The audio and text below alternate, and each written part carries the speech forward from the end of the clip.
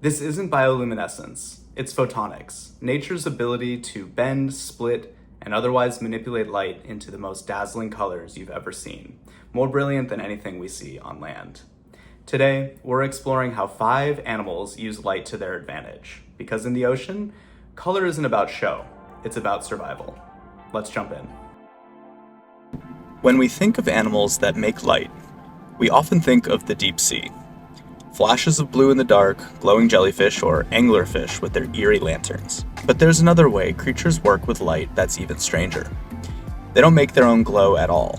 Instead, they steal the light from the sun, or from the sea around them, and twist it, scatter it, and send it back in ways that seem impossible. This is the world of photonics in the ocean. Here, microscopic crystals and nanostructures in skin, shells, and scales act like prisms, mirrors, and diffraction gratings. These aren't pigments. The colors you see don't come from dyes or chemicals. They come from physics. Today, we're meeting 5 remarkable ocean animals that have evolved to bend light for survival. The sea mouse, with bristles that blaze like living holograms. The deadly blue-ringed octopus, flashing electric blue warnings. The floating blue dragon nudibranch, shimmering to vanish in plain sight. The giant clam, which farms algae using its own internal optics. And the humble sardine, which turns light into a living shield. But before we dive into these species, we need to understand what photonics actually is and why it's very different from bioluminescence. Bioluminescence is chemical magic. Animals like lanternfish or fireflies mix compounds in special cells to produce light, often deep in the ocean where no sunlight reaches. It's chemistry, light made from scratch. Photonics, on the other hand, is pure physics. It's about controlling existing light, usually sunlight, by using microscopic structures to bend, reflect, or scatter it. Think of a soap bubble. Its rainbow sheen isn't paint. It's light waves bouncing and interfering off thin layers of water and soap film. That's structural color, a kind of photonic effect. In nature, animals build microscopic layers, lattices, or crystals in their tissues that manipulate light in precise ways. Let's discuss 3 of these.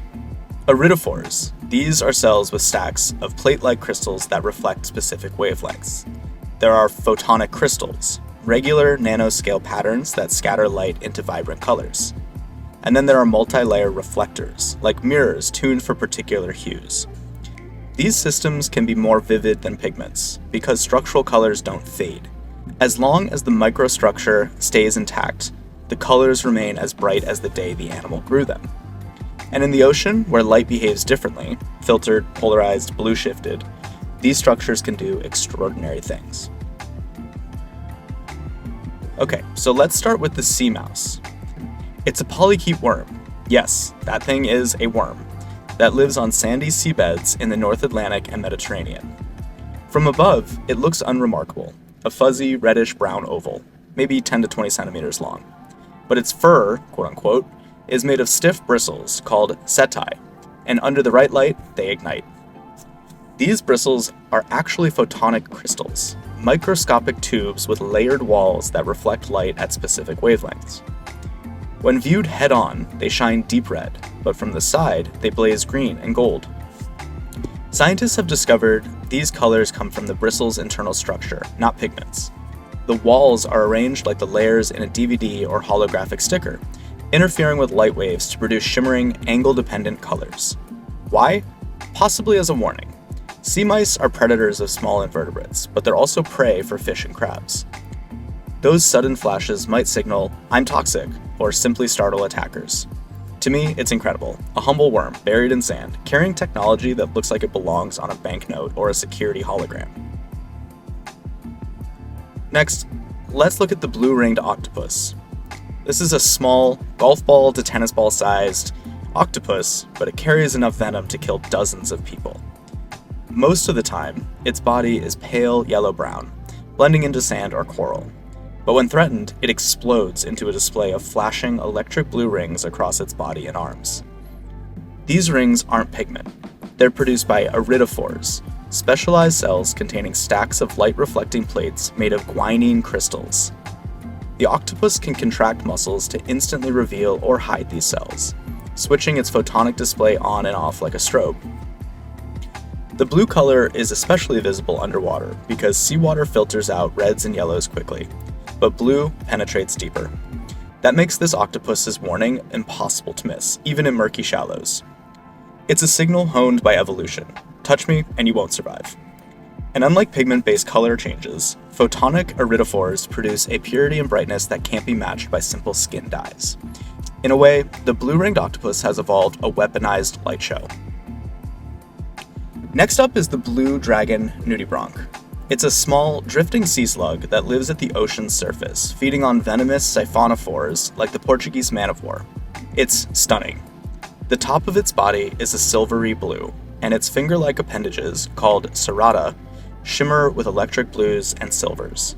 The underside is pale, almost white. This coloration isn't pigment. It's light reflected by microscopic structures in its skin designed for counter-shading camouflage. That means that from above, predators see the blue back blending into the water. From below, they see a pale belly that matches the bright sky. The reflective structures scatter light so precisely that the nudibranch almost disappears in the open ocean. It's like wearing an invisibility cloak tuned to your environment, and because the colors come from structure, they stay vivid in harsh sunlight without fading. Here's the twist.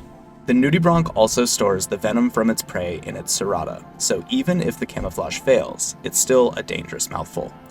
More on that in the video linked on the screen now. Next, let's turn to the giant clam. These animals can grow over a meter long, but inside, it's running a microscopic farm. Its tissues are home to symbiotic algae, which photosynthesize and share nutrients with the clam. But sunlight in tropical shallows is harsh. Too much UV can damage cells, while the algae need even, diffuse light. The clam solves this with iridiocytes, cells that act like photonic scatterers, redistributing incoming sunlight deep into its tissues and filtering out harmful wavelengths. From above, the clam's mantle shimmers with blues, greens, and golds. Not from pigment, but from light interference in microscopic platelets. These colors aren't just decoration. They're functional optics for photosynthetic efficiency. In essence, the giant clam is a solar-powered animal that's engineered its own light management system. It's just incredible. Now, finally, let's turn to the humble sardine, which we can think of living in schools of living mirrors. When sardines gather in massive schools, their bodies flash silver in the sunlight. This is due to guanine crystal stacks in their skin, forming multi-layer reflectors that act like perfect mirrors. These photonic mirrors reflect polarized light, creating dazzling flashes as the fish turn. For predators, it's chaos. Tracking one target among hundreds of identical blinking shapes is nearly impossible.